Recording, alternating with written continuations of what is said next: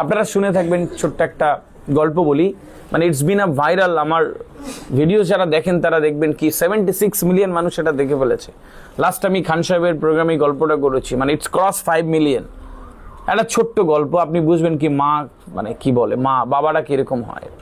একটা রান্নাঘরে মা রান্না করছে, 10-12 বছরের ছেলে বাইরে খেলা করছে, মা মাঝে মাঝে ফারমাস করছে। এবার রেগে গেছে, খেলছে আর বারবার ডাকে। তো একটা চিরকুটে কি লিখে এনে মাকে রান্না করছে, রান্না করে দিয়ে বলছে মা দাও। মা বলছে কি লিখেছো, কখন যাও তো, রান্না করছি, ডিস্টার্ব করো না। বলছে না মা দেখো দাও। মা কাগজটা নিয়ে চোখ ফেলে, চোখ কপালে উঠে গেছে, একেবারে আঁচল দিয়ে কপালটা মুছে ধপ করে বসে বলছে বাবা তুমি লিখেছো? বলে হ্যাঁ আমি লিখেছি, দাও। আবার বা ছেলের দিকে তাকায়, বাবা তুমি লিখেছো? বলে হ্যাঁ আমি লিখেছি, দাও। মা পড়ছে, ছেলে লিখেছে যে মা 1 নম্বরে তুমি যে আমাকে প্রতিদিন সকালবেলা মশারি তুলতে বলো, এর জন্য 60 টাকা। ছোট ভাইকে কোলে করে রাখতে বলো, এর জন্য 80 টাকা। আমাকে যে প্রতিদিন ছাদের কাছে জল দিতে বলো, এর জন্য 60 টাকা। আমাকে বলো ওই কাকুর দোকান থেকে এটা ওটা আনতে, এর জন্য 40 টাকা। আমাকে যে বলো এ ঘর গোছাতে ও ঘর গোছাতে, এর জন্য 80 টাকা। যারা 350 টাকার বিল দিয়ে বলছে দাও। মা আবার জিজ্ঞেস করে বাবা তুমি লিখেছো? বলে হ্যাঁ মা।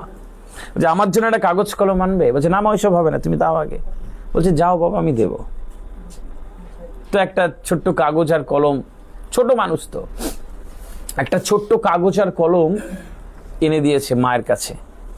তো মা এসে বলছে বাবা আমার পাশে তুমি বসো। এরকম চেয়ারে মা বসে আছে আর বাচ্চা বসেছে। মা কিছুক্ষণ লিখলো কিছু একটা।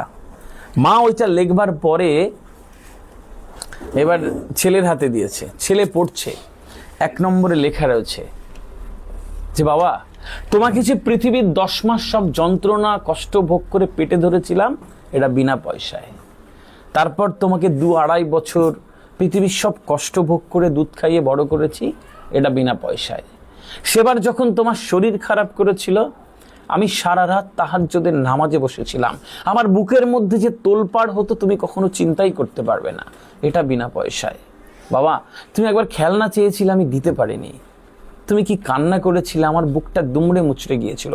আঁচলে একটু একটু পয়সা জমিয়ে যেদিন তোমাকে একটা খেলনা দিয়েছিলাম, তোমার সে কি হাসি, এটা বিনা পয়সায়।